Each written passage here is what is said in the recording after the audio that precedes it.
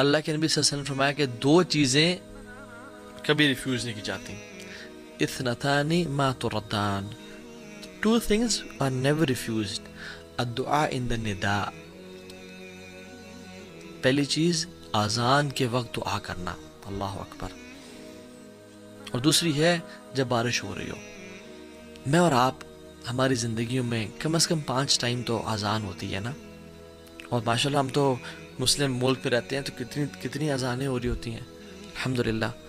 تو جب اذان ہو رہی ہو اس ٹائم دعا کرنا. اور میں اور آپ کتنے غفلت سے اس اذان کو سن رہے ہوتے ہیں اور نہ تو اس کا جواب دیتے ہیں اور نہ اس ٹائم دعا کرتے ہیں. یہ صحیح جامع کی اوتھینٹک حدیث ہے 3078. میں اور آپ ہم کیوں دعا نہیں کرتے اس ٹائم؟ اللہ کی فرمایا اثنتان ما تردان. 2 دعائیں ایسی ہیں جو رد نہیں کی جاتی. ایک اذان کے ٹائم پہ فرمایا اذان کے ٹائم پہ جو دعا کی جاتی ہے وہ رد نہیں کی جاتی. اینڈ سبحان اللہ. چلے فجر میں اگر کوئی انسان سو رہا ہے اذان کے ٹائم پہ اور وہ جنتوں کے بڑے درجات نہیں لینا چاہتا تو کم از کم ظہر عصر مغرب اور عشاء کی تو اذان ان کے اس کے جاگتے ہوئے ہو رہی ہوتی ہے. تو اس کو چاہیے کہ اس اذان کو غور سے سنے اور اس ٹائم دعا کرے اللہ تعالیٰ سے. ہاں اذان کا جواب بھی دے اور اس کے بعد جو دعا پڑھنا مسنون ہے اللہم رب ہذہ الدعوۃ التامہ وہ بھی پڑھے. لیکن اذان کے ٹائم دعا لازمی کرے. We shouldn't miss this opportunity. And how negligent are we? گھر میں بیٹھے ہیں اذان ساتھ مسجد ہو رہی ہے اذان کی آواز آ رہی ہے and we never make دعا and then we are in need of all the du'as and then we say کہ اللہ دعائیں قبول کر. But we miss these beautiful opportunities. یہ ڈیلی روٹینز ہیں جو ہمیں اختیار کرنی ہے اپنی زندگیوں میں. یہ گولڈن ٹپس ہیں. اور اس کے بعد سبحان اللہ رسول اللہ صلی اللہ علیہ وسلم فرمایا کہ اس کے بعد اگر یعنی وہ جو تم نے اگر مس چلو کر ہی دی ہے الدعاء لا يرد بین الاذان والاقامہ. وہ دعا جو اذان اور اقامت کے بیچ میں کی جاتی ہے وہ رد نہیں کی جاتی. وہ رد کی ہی نہیں جاتی. رسول اللہ صلی اللہ علیہ وسلم سچے فرما رہے ہیں. قالوا صحابہ نے پوچھا یا رسول اللہ فماذا نقول یا رسول اللہ صلی اللہ علیہ وسلم. یا رسول اللہ پھر کیا کریں کیا مانگیں؟ آپ نے فرمایا صلی اللہ العافیہ فی الدنیا والآخرہ. اللہ سبحانہ تعالیٰ سے عافیت کا سوال کرو دنیا میں بھی اور آخرت میں بھی. یہ ترمذی کی 3594 نمبر حدیث ہے. تو عافیت کا سوال کرو. اور بھی دعائیں کی جا سکتی ہیں. میں اور آپ اذان کے بعد چلنگ کر رہے ہیں موبائل پہ بیٹھے ہیں یوز کر رہے ہیں موبائل کو آرام سے اٹھے لیٹ وضو کیا اور تکبیر اللہ کو مس کر کے پہنچے نماز میں لا الہ الا اللہ. جو شخص مسجد میں جاتا ہے اس کو چاہیے کہ مسجد میں جلدی جائے اور دعائیں کرے. جو خاتون گھر میں بیٹھی ہے وہ اذان کے ٹائم پہ بھی اور اذان کے بعد جب تک جماعت نہیں ہو رہی دعائیں کرتی رہے. یہ دعاؤں کی قبولیت اوقات ہیں اور ہم کتنے آسانی سے ان کو ضائع کر دیتے ہیں. And we are missing out on such a big opportunity. لا الہ الا اللہ. So go masjid early. اور sisters کے لیے make dua in the house. اور ایک اور اپرچونٹی اس کے بعد جب ہم نماز شروع کرتے ہیں اللہ اکبر اور ہم جب سجدہ کرتے ہیں تو سجدے میں ہم اپنی سب سے خوبصورت اور اپنی جو ماتھا ہے جو آنریبل چیز ہے جس کو ہم جھکنے نہیں دیتے لوگوں کے سامنے ہم اللہ کے سامنے زمین پہ لگا دیتے ہیں. اور اللہ تعالیٰ کو یہ چیز بہت پسند ہے. اقرب ما یکون العبد من ربہ وهو ساجد فاکثر الدعاء. سب سے محبوب چیز جو اپنے رب کو ہے وہ کیا ہے؟ یا جب سب سے قریب انسان اپنے رب پہ کب ہوتا ہے؟ جب وہ سجدے کی حالت میں ہوتا ہے.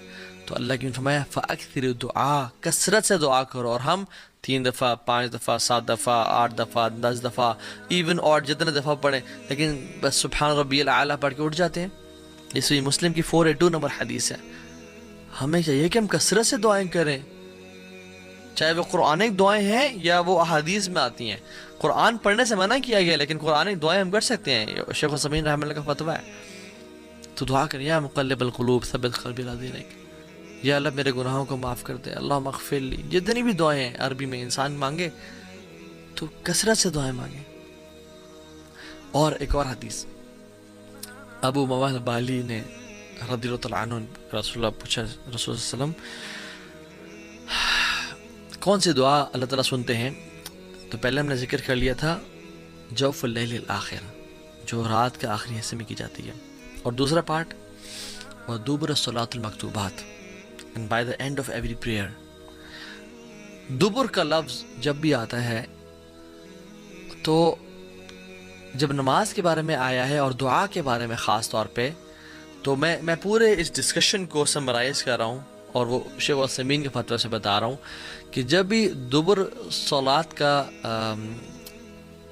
جو ٹرم یوز کی گئی ہے، تو جب دعا کی بات ہو رہی ہے تو وہ نماز میں سلام پھرنے سے پہلے کی بات ہو رہی ہے، اور جب اذکار کی بات ہو رہی ہے، جیسے اللہ کے نبی صلی اللہ علیہ وسلم نے اپنے ایک صحابی رسول کو، معاذ بن جبل کو فرمایا کہ میں تم سے بڑی محبت کرتا ہوں، میں تم سے بڑی محبت کرتا ہوں، تو تم فی دبر الصلاۃ یعنی نماز کے آخر میں یہ پڑھا کرو اللہم اعنی علی ذکرک و شکرک و حسن عبادتک۔ اب چونکہ یہ ذکر ہے تو اس سے مراد نماز کے فوراً بعد، اور جب اللہ کے نبی صلی اللہ علیہ وسلم دعا کی بات کریں تو یعنی نماز سے بالکل سلام پھرنے سے پہلے۔ یہ شیخ عثیمین نے اس پوری ڈسکشن کو سمرائز کیا رحمہ اللہ، کیونکہ قرآن میں بھی آتا ہے نا کہ فَإِذَا قَضَيْتُمُ الصَّلَاةَ فَاذْكُرُوا اللَّهَ، جب تم نماز ختم کر دو اللہ کا ذکر کرو، ذکر از آفٹر صلاح، اور بہت سارے اذکار میں دعائیں بھی ہیں ڈیفینیٹلی، ٹھیک ہے۔ سو کہنے کا مطلب یہ ہے کہ the irony is and ایک جو عجیب بات ہے وہ یہ ہے کہ ہم جو تشہد میں کا آخری حصہ ہے اس میں ہم بس ایک دعا پڑھ کے سلام پھیر دیتے ہیں۔ We are missing a lot on this opportunity۔ رسول اللہ صلی اللہ علیہ وسلم نے فرمایا کہ اس وقت میں جو تمہیں دعا پسند آتی ہے تم وہ کرو۔ عام طور پہ ہمارے ٹرینڈ بنا ہوا ہے کہ ہم وہ ایک دعا جو ہے رٹی رٹائی رب اجعلنی مقیم الصلاۃ ومن ذریتی، یہ کر سکتے ہیں لیکن اور بھی تو مانگیں۔ اللہ کے نبی نے فرمایا کہ 4 چیزوں سے پناہ مانگو، قبر کے عذاب سے، موت کے عذاب یعنی زندگی موت کے عذاب سے، جہنم کے عذاب سے، اور دجال کے فتنے سے پناہ مانگو۔ اس طرح کی جتنی دعائیں آپ کر سکتے ہیں کریں، جو دعا چاہتے ہیں آپ سلام پھیرنے سے پہلے کریں۔ اور ہمارے سب کانٹیننٹ میں ایک عجیب سی بات آئرنی یہ ہے کہ سلام پھیرنے سے پہلے ہم دعا نہیں کرتے، اور سلام پھیرنے کے بعد اجتماعی سب لوگ ہاتھ کھڑے کر دیتے ہیں، جو کہ صحابہ کرام کے دور میں نہیں ہوا کرتا تھا۔ اجتماعی دعا ہاتھ کھڑے کر کے کہہ رہے ہیں، نہیں، وہ دعائیں سلام پھیرنے سے پہلے کیا کرتے تھے، اور سلام پھیرنے کے بعد اذکار جن میں کچھ دعائیں بھی ہیں، اللہم اعنی علی ذکرک و شکرک و حسن عبادتک، اللہ اکبر، استغفر اللہ استغفر اللہ استغفر اللہ، اللہم انت السلام و منک السلام تبارکت یا ذا الجلال والاکرام، اور آیت الکرسی اور باقی اذکار۔ This should be done before سلام، اور دعائیں کریں کثرت سے۔ اور اس کے بعد دیکھیں، اگر میں آپ سے سوال پوچھتوں کہ نماز کے بعد، نماز کے سلام پھیرنے کے فوراً بعد دعا کرنا افضل ہے، قرآن پڑھنا افضل ہے، یا اذکار کرنا افضل ہے، تو شاید آپ اسے کہیں ہاں قرآن پڑھنا افضل ہے شاید۔ تو صحیح آنسر یہ ہے کہ اذکار کرنا سب سے زیادہ افضل ہے۔ کیوں؟ کیونکہ سنت سے ثابت ہوتے ہیں نماز کے بعد اذکار کرنا، اور جب اپنے اذکار کر لیے اس کے بعد بے شک آپ دعا کریں یا قرآن کی تلاوت کریں یا جو مرضی کرنا کریں۔ سو جو چیز سنت سے ثابت ہے وہ سب سے بہترین اور افضل ہے، تو ہمیں یہی چاہیے کہ ہم یہ کام کریں۔ اللہ کے نبی صلی اللہ علیہ وسلم نے فرمایا کہ 2 چیزیں کبھی ریفیوز نہیں کی جاتی، اثنتان ما تردان، 2 things are never refused، الدعاء in the نداء، پہلی چیز اذان کے وقت دعا کرنا، اللہ اکبر، اور دوسری ہے جب بارش ہو رہی ہو۔ میں اور آپ ہماری زندگیوں میں کم از کم 5 ٹائم تو اذان ہوتی ہے نا، اور ماشاءاللہ ہم تو مسلم ملک پہ رہتے ہیں تو کتنی اذانیں ہو رہی ہوتی ہیں الحمدللہ۔ تو جب اذان ہو رہی ہو اس ٹائم دعا کرنا، اور میں اور آپ کتنے غفلت سے اس اذان کو سن رہے ہوتے ہیں اور نہ تو اس کا جواب دیتے ہیں اور نہ اس ٹائم دعا کرتے ہیں۔ یہ صحیح جامع کی اوتھینٹک حدیث ہے 3078۔